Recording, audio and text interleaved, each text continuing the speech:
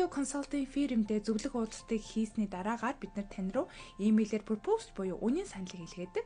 За энэ proposal илгээж ийн гэдэг нь бид нар тантай хамтран ажиллах боломжтойг илэрхийлж байгаа. Зарим тохиолдолд бид нар бол зарим уулзалт хийсэн хүмүүс рүүгээ proposal илгээхгүй байх тохиолдол бас байдаг. За proposal яг юу тусгагддаг вэ гэхээр танд хэдэн долларын үйлчлэгээ үзүүлэх, за мөн засгийн газар төлөх форумны төлбөрүүд, за мөн танд хэрэгтэй мэдээлэл авч болох захим хуудасны линкүүдийг бид нар хавсгаж оруулсан байдаг. Тийм болохоор та бүхэн уулзалтын дараагаар бидний илгээсэн proposal-тай маш сайн танилцаад, вебсайтаар нь орж үзээд, гэр бүлийн хурлаа маш сайн хийгээд шийдвэрээ гаргахыг зөвлөж байна. За та ингээд proposal-тойгоо танилцлаа, гэр бүлийн хурлаа хийлээ, манай байгууллагатай хамтарч ажиллаж процессыг цааш үргэлжлүүлэх хүсэлтэй байвал өөрийнхөө уулзалт хийсэн зөвлөх рүү имэйлээр хамтран ажиллах хүсэлтэй байгаагаа илэрхийлнэ. Үүний дараагаар дараагийн процесс болох compliance approval таны уулзалт хийсэн зөвлөх үргэлжлүүлэх болно.